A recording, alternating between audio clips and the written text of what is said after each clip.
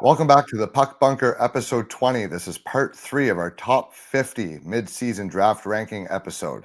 I'm Rocco Zappia, joined by my co-host, the greatest Russian hockey scout in the history of internet draft pundits, Darren Boyce.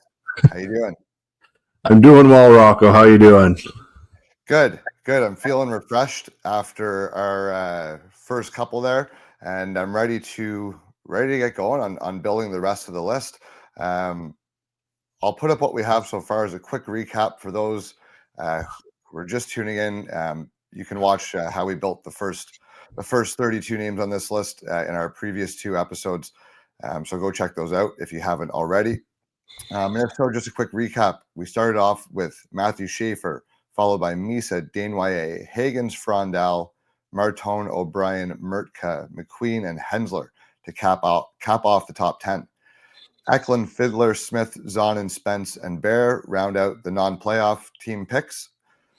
And then from 17 onwards, Justin Carboneau, Aitchison, Jacob Wozniak, Lakovic, Kettles, Martin, Coots, Brustevich, Wang, Kindle, Boumedian, Gastrine, Ryabkin, Schmidt, Alexander Zorovsky, the stick-handling wizard, and Cole Reshny to cap off our first round. And what that leaves us with, and if you're just tuning in, check out our previous episode where I explain what this color-coded spreadsheet means. But these are the guys that we're left with as candidates to round out our top 50. Boyce, we're going to jump right into it here. Who would you like to see as the first pick of our essentially second round? Well, my proposal will be Cameron Reed here. I say that because, again, this is probably the premier offensive defenseman other than Matthew Schaefer in this draft.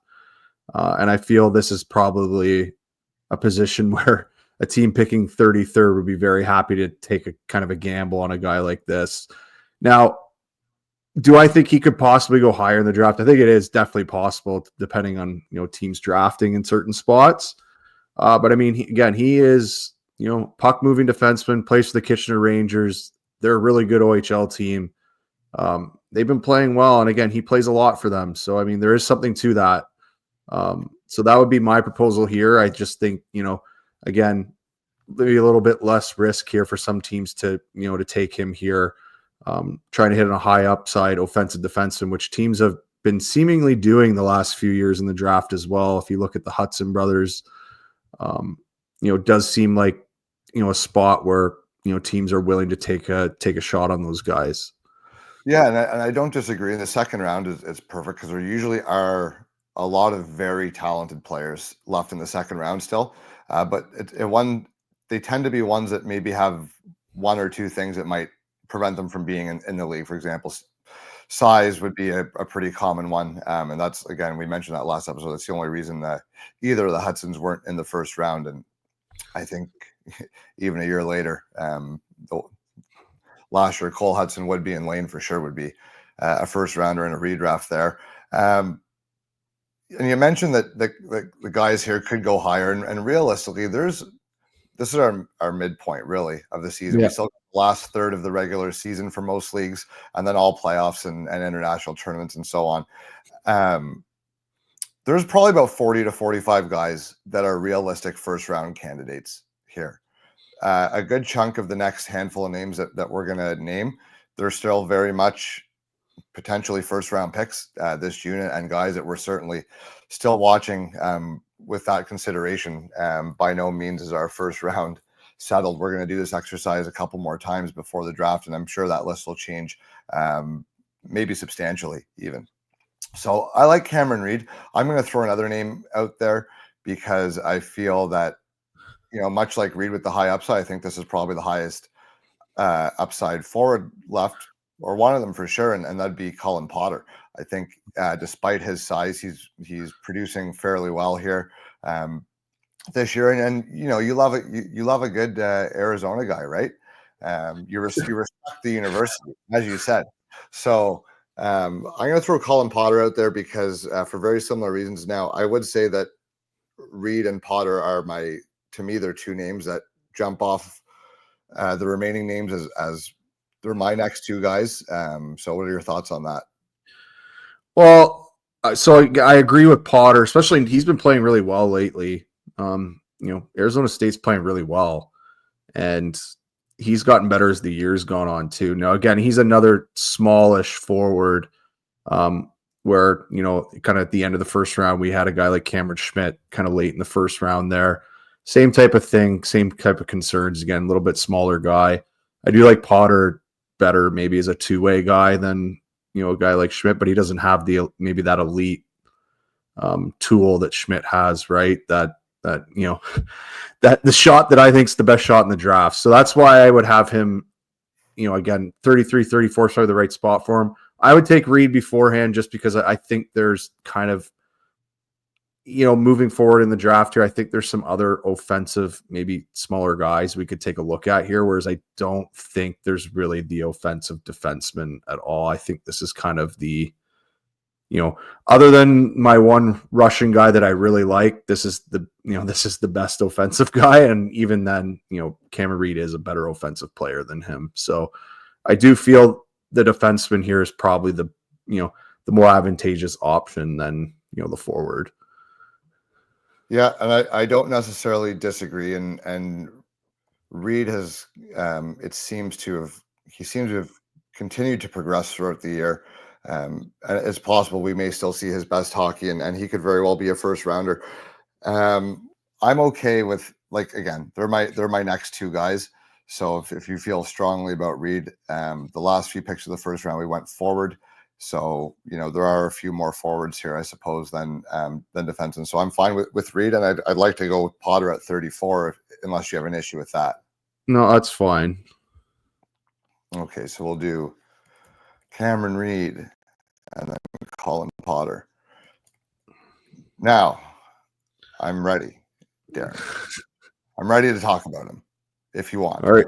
Who do you want to talk about? Go ahead.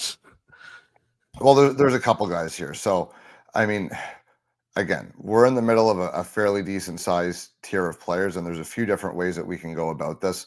I'm ready to take a chance on a skilled guy that I have maybe some issues with. I'm ready to take a guy from a place where we might not know if he comes over. I'm ready to take a guy who could be pretty raw but big and a lot of upside. I'm ready to talk about goalies. Like, what are you thinking here? Do you have someone that you feel strongly about? So in my rankings here, I actually had a goalie. I have Semyon Frolov here. He's my number one goalie off the board. And again, I know that's against kind of consensus. But from the guys, again, we've watched, we will have a goalie episode coming up here shortly, by the way. To me, Frolov I think he has the highest upside of the draft eligible goaltenders.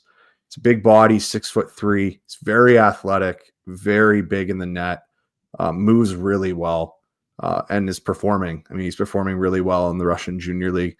Again, as you said, another Russian guy though. But again, I think after round one here, if he was from Canada, maybe he would be, or the United States, maybe he would be in the first round. But since he's in Russia, I think he probably falls into the second round here. But this to me is the highest upside goaltender. I think this is a starting caliber prospect that you could get here. The other thing I'm going to state here too, with a Russian goaltender, you can hold on to him longer in your organization versus taking a CHL guy who you have to sign quicker. I think that's actually very advantageous for goalie development. So again, a team not to mention, go ahead. Yeah. Not to mention that Russian goalie development is the best in the world. Well, it tends to be very good. They've done a lot better than Canada's done lately. So who develops better goalies than Russia right now? Maybe the United States. Maybe the United States is pretty good, but not Canada. That's for sure. No, dude. Vasilevsky is the best goalie in the world. No, has been for a while. Connor Hellebuck's pretty good. He is. I would take Vasilevsky's 2 Stanley Cups. Yeah, sure. I do agree. They do develop good goaltending. I think that's advantageous. You as a squad, you get to hold on to them longer. They're in a good development system. This is a body type you're looking for. He's athletic. He looks really good at the level he's playing, and he moves well. Okay, So so now let's compare that, because the prevailing opinion is that Joshua Ravensbergen will be the first goalie selected. 6'5", even better body type, maybe. What would make you want to take Frolov here rather than Ravensbergen if we did want to go in the direction of a goaltender? part of it's the development time. Again, I don't have to sign him. I can literally hide him in Russia. That makes a big difference to me. So with In a terms, skater, we're worried about that, but with a goalie, you find it to be advantageous. I do find it a little bit more advantageous. These guys take longer to develop. So I mean, you're right. Like the goalie development has been far superior coming from Russia than it has been really from, at least from Canada anyway. In terms of the actual skill set of the goaltenders, again, I like Ravensbergen. He would be my next guy off the board here. Very big body. I think he actually has better hands than Frolov has. I mean, I think that's okay. Well, for a guy that constantly tells me about how much it drives him nuts that goalies can't catch anymore, do you not want the guy with better hands? Frolov's hands are good. To me, he looks like a better athlete. I like his body just a little bit more, the way he moves. I mean, Ravensberg moves pretty well. Just again, in watching them both play, Frolov's really fast for his size. He moves really well when he's down in his butterfly. He's got a very tight butterfly. Some of the things with Ravensberg when you watch him play, I mean, he does tend to get beat, kind of straight sometimes when, again, tough shots right in the middle of the slot. He does get beat cleanly sometimes, whereas Frolov, I haven't really seen that as much. Now, again, that could be more outings that I have to watch them. But from what I've seen, I like the Russian goalie here just a little bit better. All right. Well, you heard it. You heard it from the man, the greatest Russian scout in internet hockey, Darren Boyce. Taking the Russian goalie at 35, I'm fine with that. I think it's time. I didn't see a first round goalie that I'd be willing to bet a first round pick necessarily, but I think early second round, if you can get your choice of any goalie in the draft, it's a pretty good spot to take him in. And if there's ever a draft where there's a goalie that doesn't go in the first round, it usually doesn't take many picks into the second round for the first one to go. So I'm good with that pick there. We got Frolov at 35. I'm going to put out, okay, there's a couple guys that I think it's time to maybe discuss here. Nesbitt, Genborg, Beam, and one name that I'm ready to throw into the conversation. Actually, two guys that I really, really like, maybe earlier than most at this point. That would be Christian Epperson and Max Sinichka. So out of the guys that's my next little tier of guys here. Yeah. So out of the guys you mentioned there, the highest guy I have is Nathan Bem. And the reason I liked him, I kind of explained on the last episode. Again, there's some flaws in his game. Obviously, we're into the second round here. But I did see a skill set where he's very good around net. He's very good at scoring in close. He's very good at going to those areas to score. That seems like a translatable skill to me, especially as kind of a secondary forward on a line. It's also a bigger body, and he was willing, at least compared to some other guys. I think there's a little more physicality than some other guys. He could maybe work into that physicality as well. So I mean, you could see the kind of the outline of a player there. Now, so we're looking at a guy who's a big body, strong in front of the net. What makes you want to do Nate Beam over Nesbitt? I just thought he moved better than him. Nesbitt's tough because I've seen him play a couple times, and he's a massive body, really good defensively. So my thing with Nesbitt over Bem is that Nesbitt is bigger, taller, anyways, but lighter. So I think there might be some more runway, whereas Bem he's a pretty thick, filled out kid already.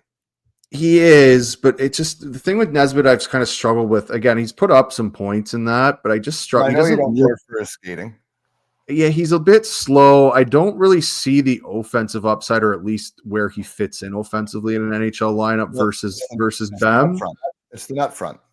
But I think Bem's better at finishing around there. I think there's a guy there that can actually score some goals from there. I think that's, potentially what you're looking at would be like a 20 goal guy from there. I think that's, kind of the thought process I would have. That's, what I saw in that player. I mean, they're both putting up, decent numbers. I mean, I think Bema's outscoring him, but and Nesbitt plays on a team with very good forwards, so he's not getting prime ice time all the time. But I mean, I would like Bem there better than Nesbitt. Okay, see, because I kind of like Genborg over Bem if we're talking big projectable guys.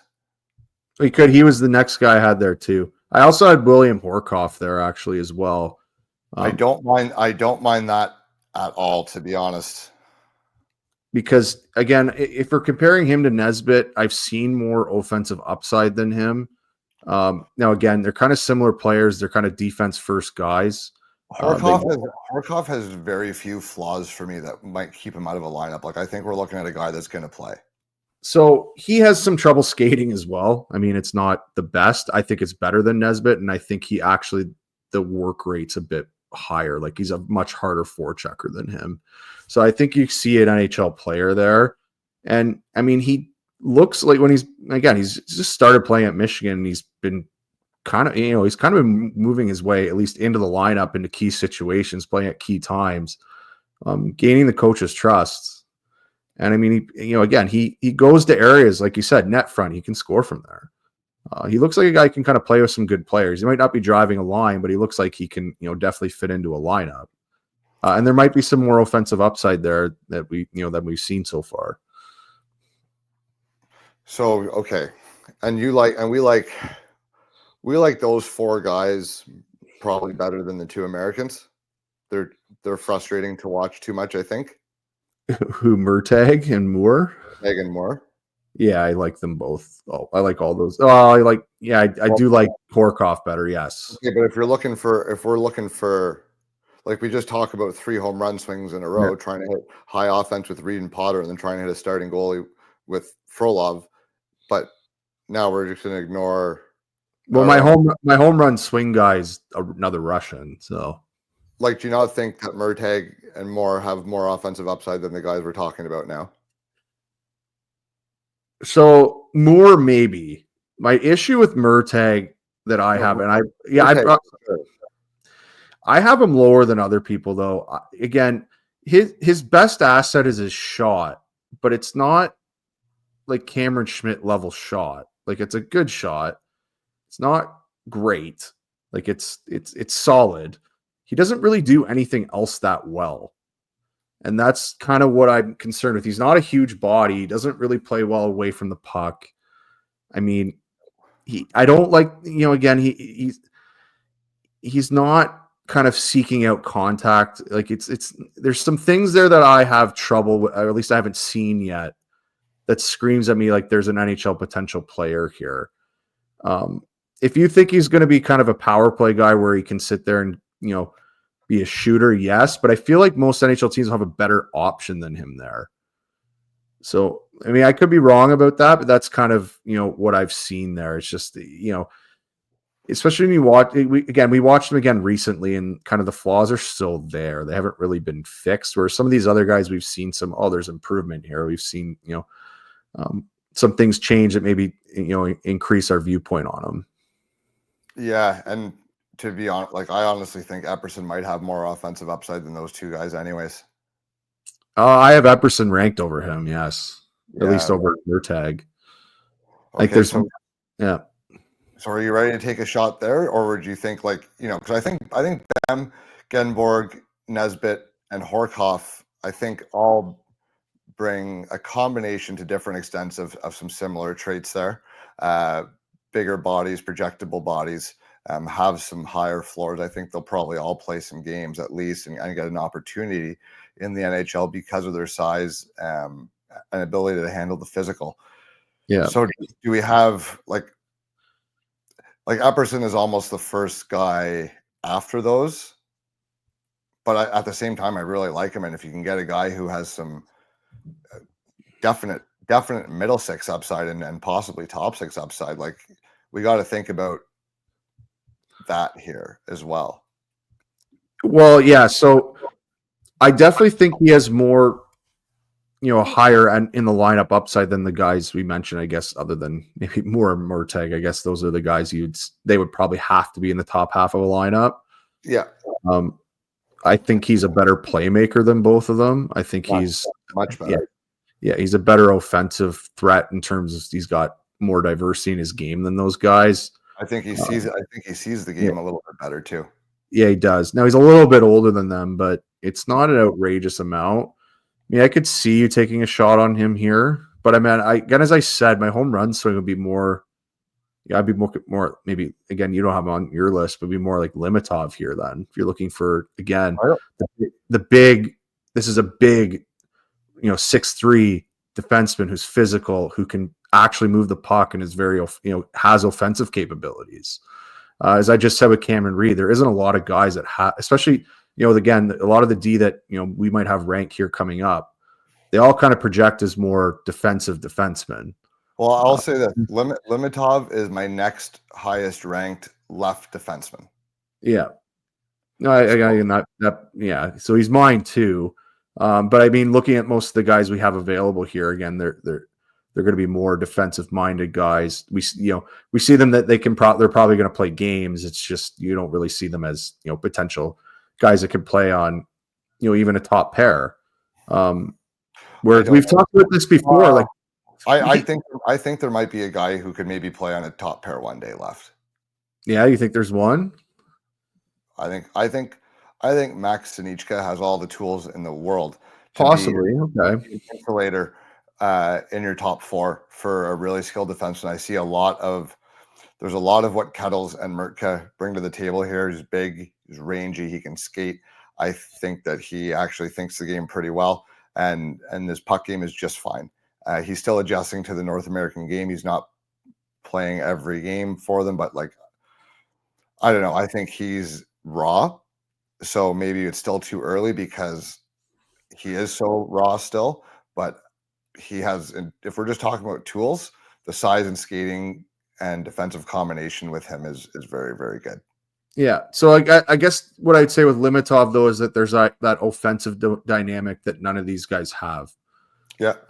Which kind of different. That's different or makes him different than everyone else, right?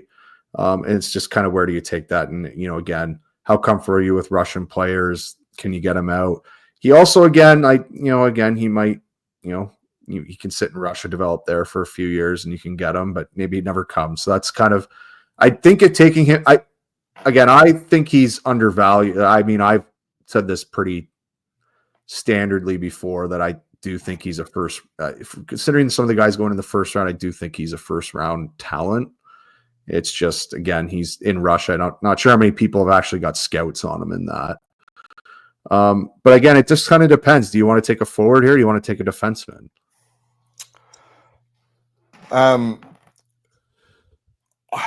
Yeah, I mean, I think I would like to see probably Nesbitt or Bem here. So I would take Bem then. That would be okay. You for sure like there. Yeah.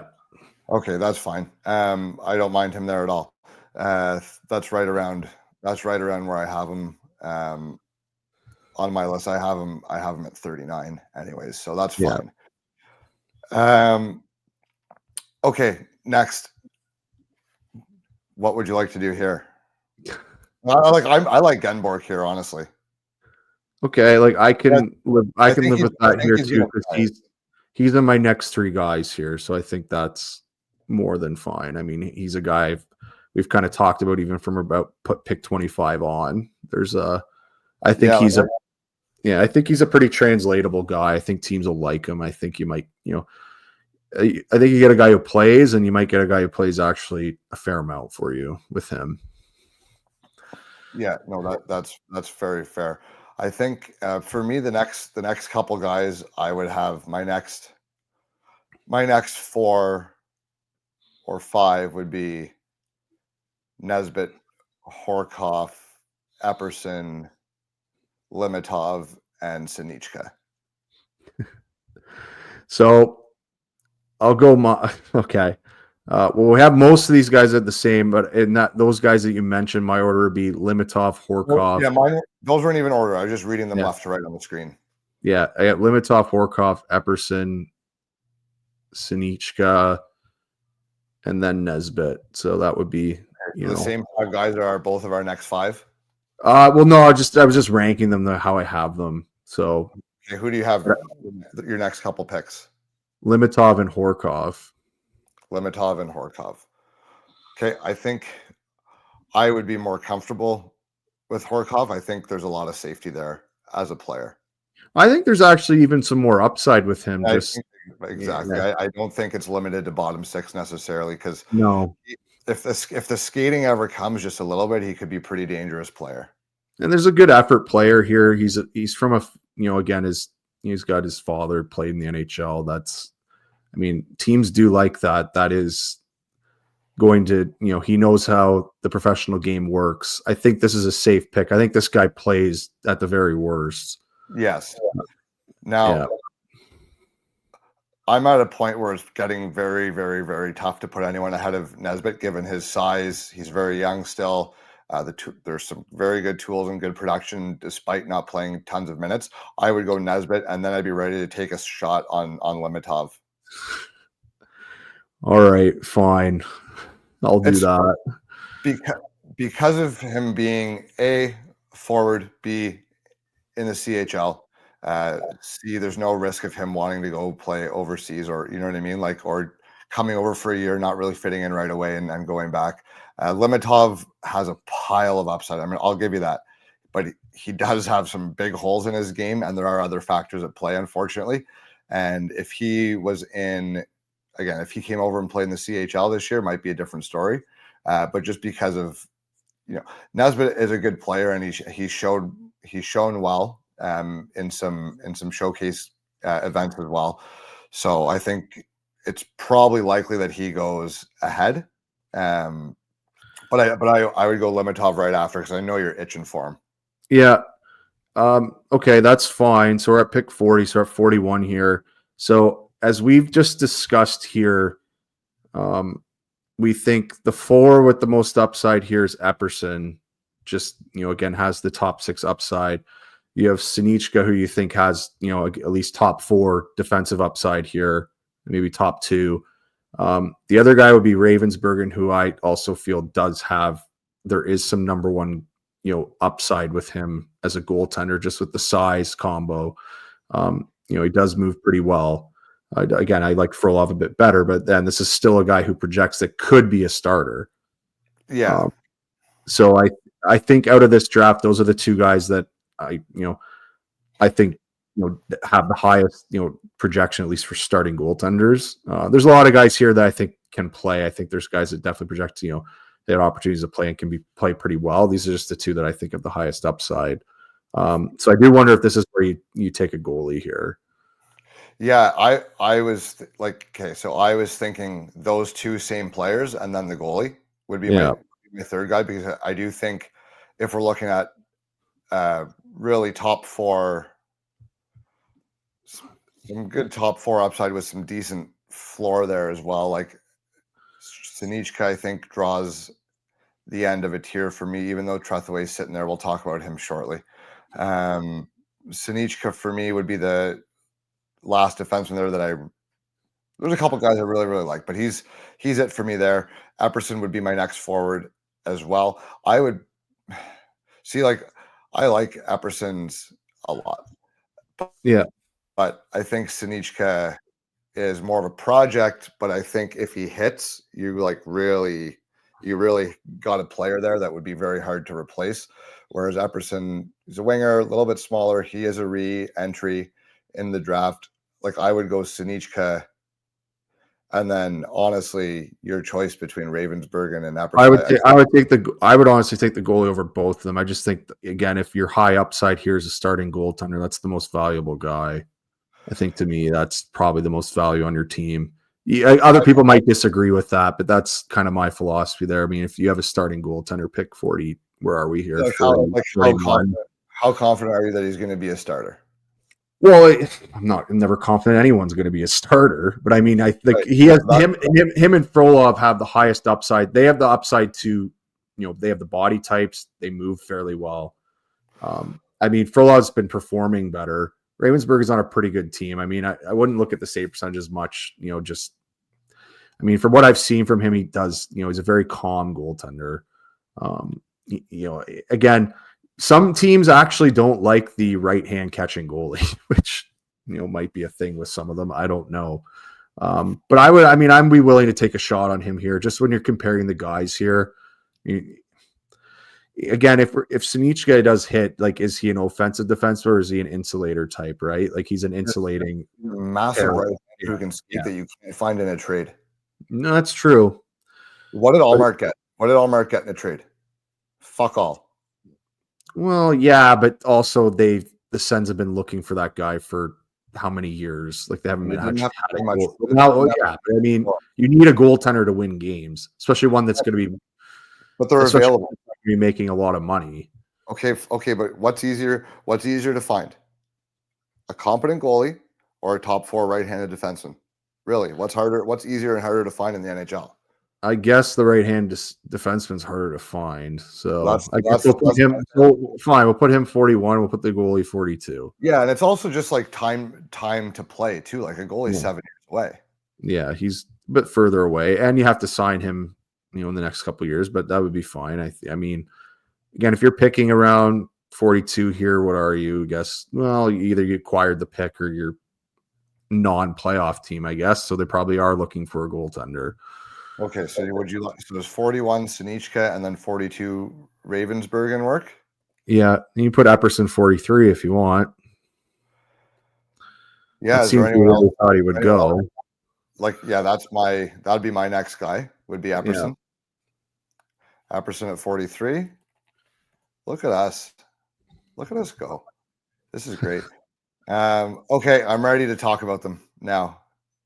The Americans? Yeah, the 3 of them. Go ahead.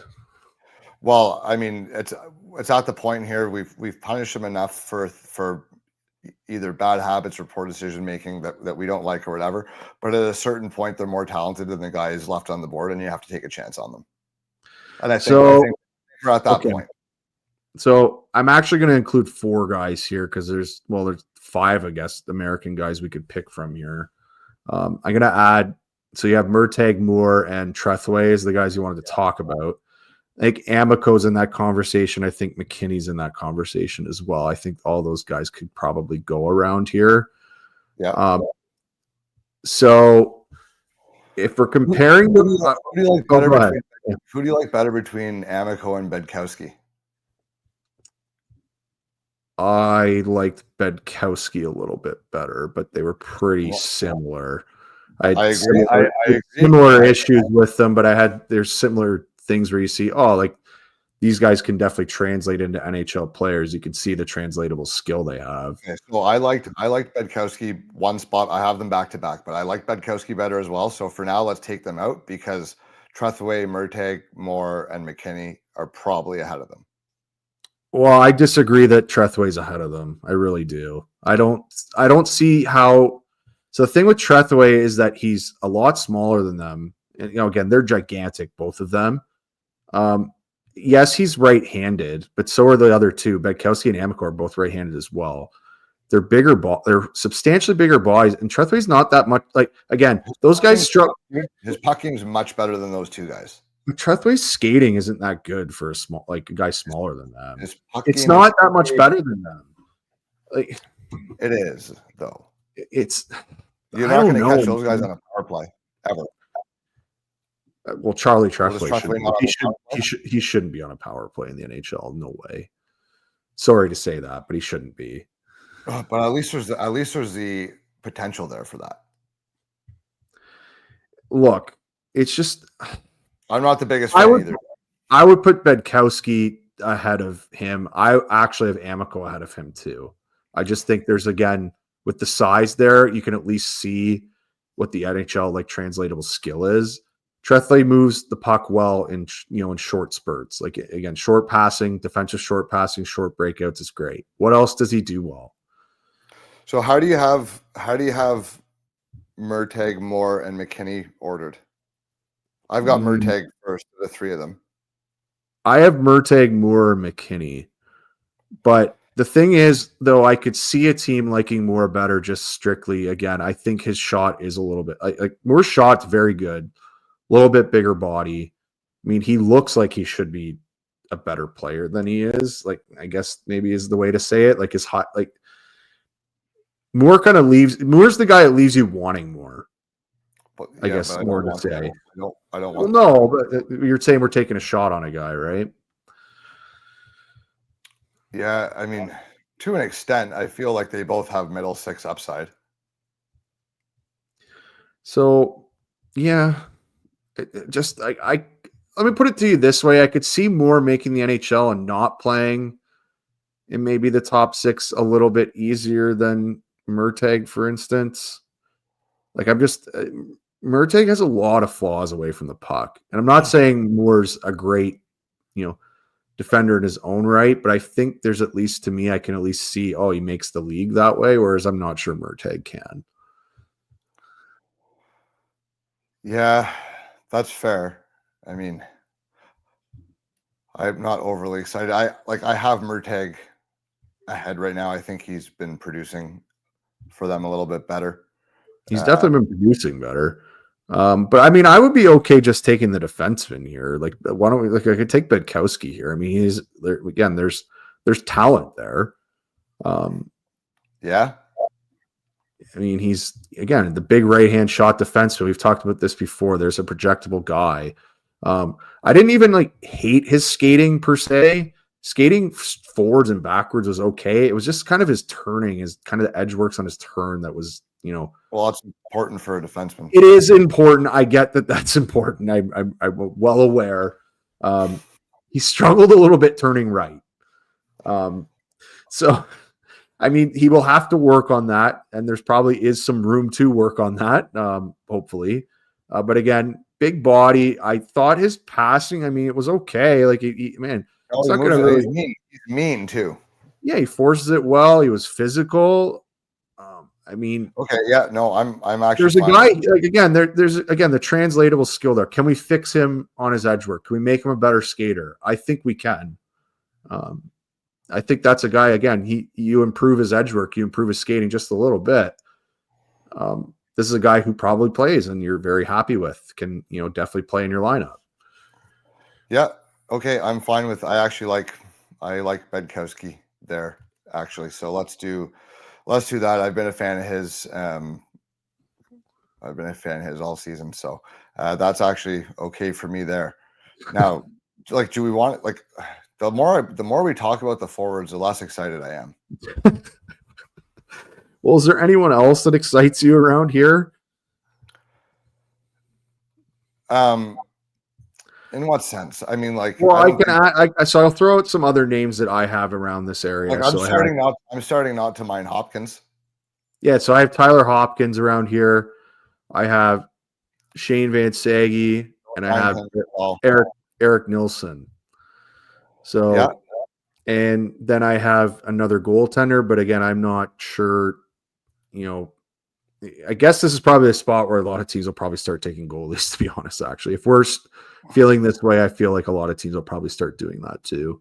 Well, I would say there's 1, 2, 3, probably 4, 5, 6 guys maybe before I'd be wanting to take another goalie, 6 or 7 guys, and then I would have time for more goalies.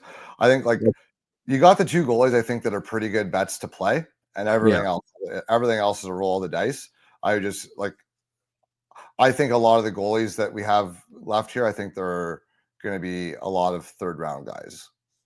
Well, they're just it's just going to go in an order once they think that the tier of players, we've run out. This is the upside we have. Like maybe we can find guys who are actual NHL goaltenders here, which you possibly can. I mean, there's some decent prospects here in terms of goaltenders. Again, I just the 2 that we took beforehand, I just think of the top 2. So I don't mind Nielsen here. Nielsen, Murtagh, Trethway. Although not even like I almost like Hamilton better than Trethewey, to be honest. There you go. Like, and I think he's kind of underrated. Have you watched him much, Hamilton? I haven't watched him recently, no. So I don't have a great Not grasp big. of him. Not big. He put up really good point totals last year, and he's didn't this year, and then got traded, I think. And then he's not the biggest. He's only 6 foot, but he skates really well. He moves the puck really well. I feel like there's something more there that's going to click for him. So those are kind of my thoughts on him. Like if we're going to go a left defenseman, he would be the guy that I like. Although I like Voss too. I thought he played pretty well the first couple of games of that Five Nations tournament. Of the right wingers, Van Sage would be my guy there. Although Reicherly is maybe the sickest hands. Like I watched him for a couple of games last night. His hands doesn't have much else, but his hands are insane. He can shoot the puck too. His backhand is pretty filthy, but not the best skater, not the best motor, but he could deke out 5 guys in a phone booth. So him and Van Sage both kind of not great skaters, but then they're the complete kind of opposite otherwise. Yeah, Van Sage is the biggest balls and a ton of effort and a really good motor, and I like him a lot. He's a really good player. If his skating ever comes, he's going to be a sick third liner. Yeah, but I think again, but that's your upside. You're looking at your highest upside is probably a third line guy. I mean, you could probably get a fourth line, but there's probably a good fourth line player out of him. It's 45th pick in the draft. If you get a guy that's an everyday player for more than just his rookie deal, like that's a really good pick here. I mean, there is fourth line upside here. I mean, the guy's. I think he might have the highest motor in the draft. There's a couple guys we think that do. He's pretty close. Van Sage, McKinnon, McKinney, Hopkins, and Zada probably have some pretty decent floor. Yeah. Well, again, it's so. I like Amico. I like Amico. I like taking Amico anywhere around here because again, I think you're taking a gamble here. The guy's been hurt, obviously, so you haven't been able to see him kind of improve at all. We also haven't seen if he's had more flaws than that. Again, not a great skater for his size, but again, he's very physical and a massive body with a massive stick. Like there is kind of a good floor there for the guy, right? On my personal list, I had Bedkowski 43 and Amico 44, and we're talking pick 44, 45. So I'm perfectly fine with Amico here. You know how I feel about a guy who's big right-hand defenseman who can skate and play physical. So I'm perfectly fine with that pick. Okay, I put him there. That's fine. Well, if we want to talk another just discussion here, so Van Sage and Hopkins. So again, we talk about Van Sage. Putting Vertag and more in our top 50 here. I mean, well, we kind of have to here, man. Like, come on. I think this is probably where we put them. But they got to go back to back here, I think. Yeah, so you can put Mertag and more here. I think that's probably where we put them. We've justified all the guys that we can put ahead of them. At a certain point, they're more skilled than the guys left. They are more skilled than the guys left here. Okay. So Mertag, then more? Yeah. Stop the bleeding. They're good though. Like they're more talented than 46th and 47th overall. That's what's frustrating about them is that they are more talented. Again, we're doing this in February. They can move up. Well, yes, lots of time, and I'm quite certain they don't give 2 fucks where we rank them. Yeah. But still, you'd like to see more from those guys. They have the talent. I would just like to see again some of their, again when we watch them, some of the things that we're concerned about. Like, oh, look, he's making an effort to fix that, or you see the improvement. I spoke about a guy earlier, Justin Carbonneau, right? Like there's some flaws earlier in the season that we were talking about, and again, it's not that he's fully worked through them, but it is evident that he has tried to get better at them, and that's kind of what you're looking to see, right? Like a guy, again, it's development. You want the guy to improve as the year goes on. We got 3 spots left, Darren. Okay. 3 spots in our prestigious, revered, world famous, world renowned, much respected, never debated top 50. Who would you like to see? I've got 2 guys that I would really like to see in the top 50 here, which would be Nilsson and Hopkins. Okay. And Well, I have Hopkins. There's a few guys I'd be willing to talk about, but I feel like we're just picking at this guy. Like at this time, we're picking guys that we've seen and we really like. We've liked them when we've seen them, right? I don't want to have to convince myself at this point because there are a few guys here that we've seen and liked. So let's pick the guys. I like Hopkins. I mean, I have Hopkins ranked right around here, and I know he's a little undervalued by, again, some of the services. He's not flashy, right? But this is a player we've seen on multiple occasions, even when watching other players. It's always around the puck. He's got good wheels, and he's very smart. And he's not small. I mean, he's not huge, but he's not small either. Average size. Yeah, he's like an average size guy.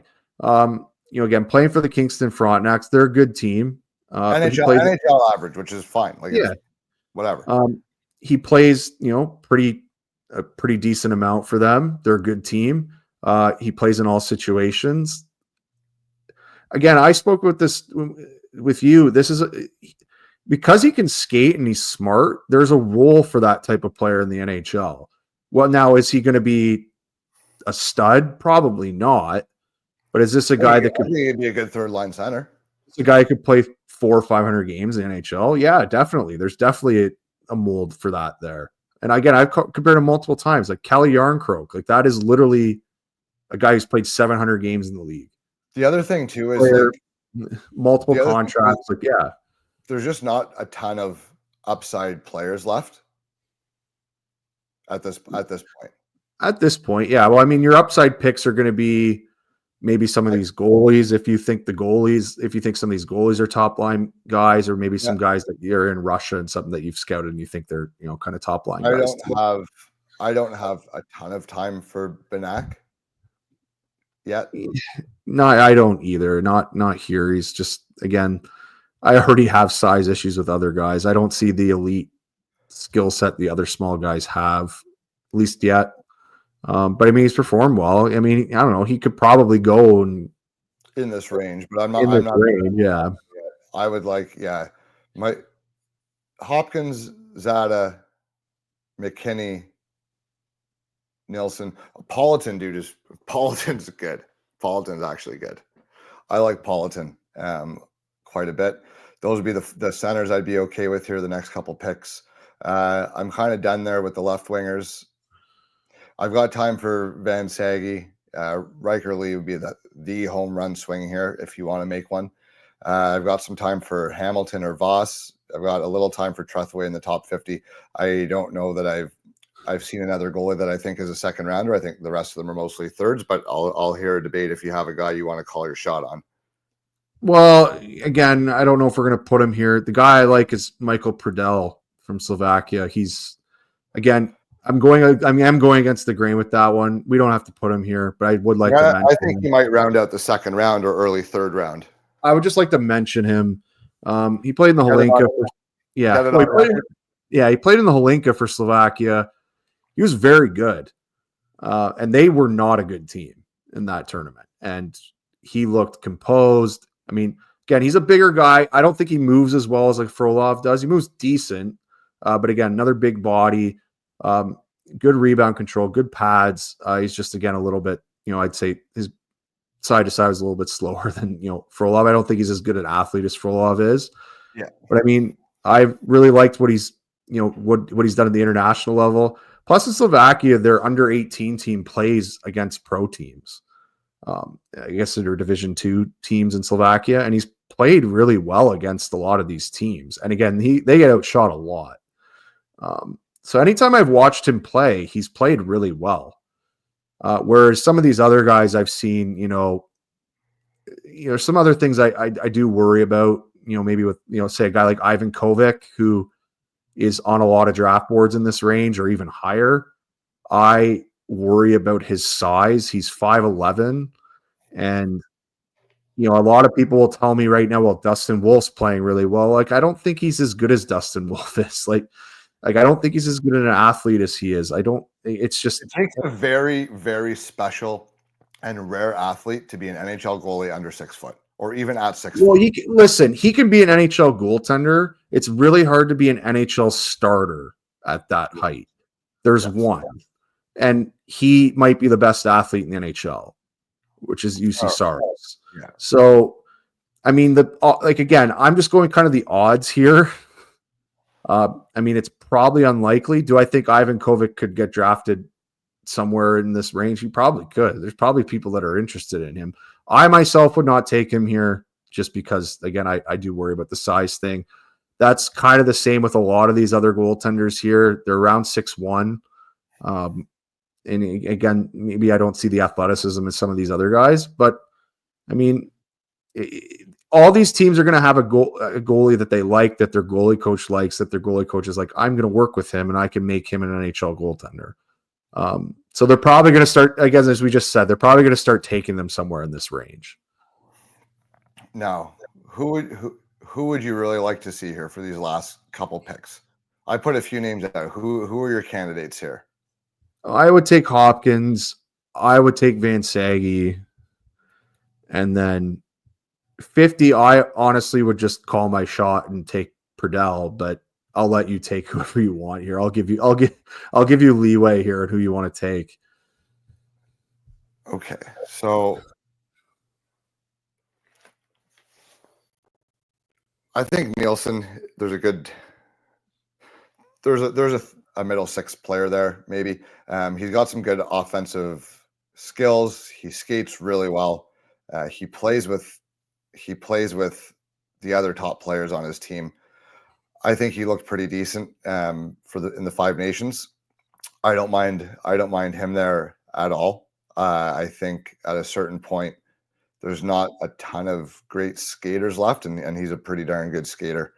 Yeah, I think he's a good pick in this range. I mean, I think he's actually ranked higher in some other lists. So I think this is. I mean, I'm happy to take him there. That's fine. Okay, so let's go. Do you want to go Hopkins? Now, I have Nielsen ahead of Hopkins and Van Sage just because I think there is some upside there. Okay, we can put him 48, and then we can go Hopkins 49, Van Sage 50.